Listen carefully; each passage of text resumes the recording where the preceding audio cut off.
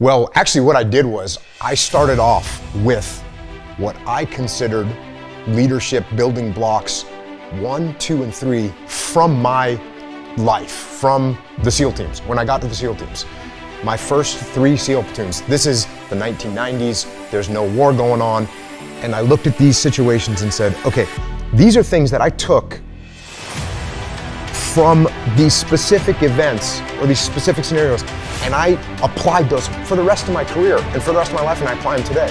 And so what I did was I started off by telling these 3 stories about my first platoon, my second platoon, my third platoon. My first platoon, to summarize the story, we were doing a training operation, we get into this tactical situation, everyone in my platoon is focused on one area. Everyone's looking down their weapons, waiting for a threat to expose itself, which means you got 16 guys looking down their weapons, and I'm waiting for someone to make a call. I was a new guy. I'm waiting for someone above me in the chain of command to say, hey, move here, or hey, move forward, or make some kind of a decision.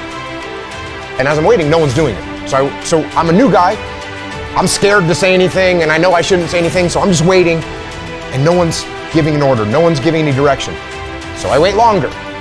And this goes on for probably 30 seconds or a minute, which is a really long time when you're trying to take down a target.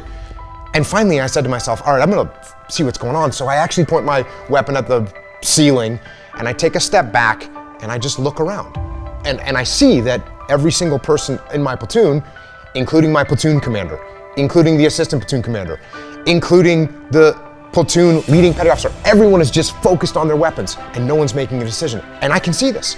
And because I'm looking around and I'm detached from the scenario, just by 8 inches, I stepped back and looked around. I can see what decision needs to be made.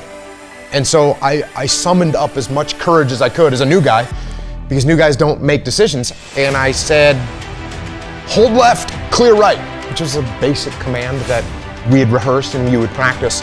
And I expected someone to say, shut up. But instead they repeated the command. They all said, hold left, clear right, which means we were gonna execute it.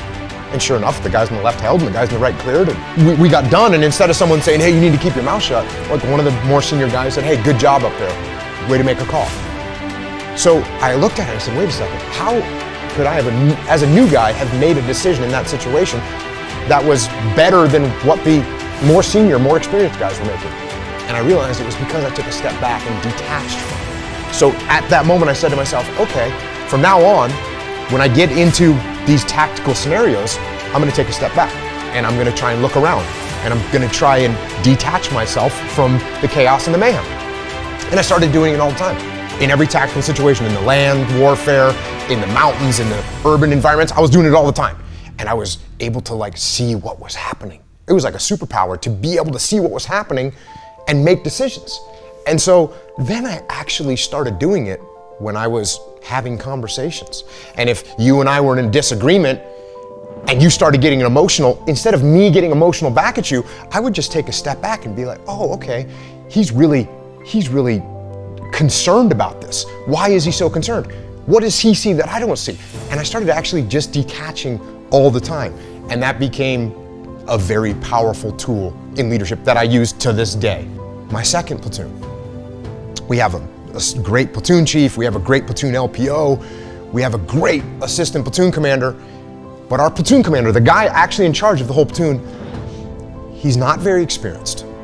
He had come from a different job in the Navy, so he didn't have a lot of experience, and which is fine. It's okay to be inexperienced as a leader. You can get through that. As long as you're humble and you listen and you take advice from other people, you should be able to do fine. No one expects you to know everything as a leader. But he didn't do that. He didn't listen. He didn't take advice. He didn't take guidance. Everything was like his way or the highway. And eventually, we in the platoon got kind of fed up with it. And we had a mutiny inside of our platoon. We went to our commanding officer and said, hey, sir, we don't want to work for our platoon commander. He doesn't listen, he's arrogant. And eventually what ended up happening was this guy got fired as our platoon commander. And that left an impact on me, because as I'm watching this going, I'm thinking to myself, why don't we like this guy? Why doesn't anyone want to listen to this guy? Why don't we want to follow this guy? And the reason, because he was arrogant and he didn't listen and he didn't give us any ownership of everything. Everything was about him. And that would have made an impression on me. That would have left a mark, but the mark got left even more clearly, because when that guy got fired, the guy that came in and took over for him was like, I hate to use the word legendary, but he was a pretty legendary SEAL, had a ton of experience. He'd come up through the ranks, and he had been stationed at every different kind of SEAL team, and he took over as our platoon commander. And I kind of thought to myself, well, he's gonna take over because we're a bunch of mutineers, and they need to put someone really strong that's gonna like whip us back into shape. So I was anticipating that we were gonna have this super hardcore guy. And this guy shows up, and he's got a nice smile on his face, and he's super humble. And I remember one of the first things he said to us was like, I look forward to working with you guys. And I was, that word right there, I'm gonna work with you guys. Not I'm in charge, I'm glad I'm taking over, I'm glad to be your commander. It was nothing like that. He said, hey, I'm looking forward to working with you guys. So all of a sudden it was totally different. And he started putting us in charge of things. Instead of him coming up with a plan, he would say, hey, you guys come up with a plan and let me know how you want to do it. And all of a sudden, we had all this ownership, and that made me reflect on the way the first guy had acted compared to the way this guy had acted. And I realized how important it was to be a humble leader and to listen to other people and to give ownership to other people. So that was the second platoon. And then in the third platoon, the story that I tell is it was a good solid platoon, and we had a good platoon commander, and we were out in the desert doing some training, and some targets popped up. It's just fake, it's not war, but we start engaging the targets like we're supposed to, and everyone gets in the prone position and is returning fire. And I did what I had been doing this whole time, which was detach. I kind of took a step back, shot a couple rounds, then kind of pulled back and looked to see what was going on, and I saw the call that needed to be made. And I gave the platoon commander a couple seconds to make a call, and he didn't make it. So, I made the call, peel left. And everyone said, okay, peel left. And we peeled left, and we left the scenario, and we got our distance, and then we stopped the training exercise, and we did a little debrief. And during the debrief, the platoon commander, he said to me, well, why did you make that call? And I said, well, I could see what we needed to do, and you hadn't made a call, so I made the call. And he goes, well, I actually didn't want to peel left. I wanted to assault the target.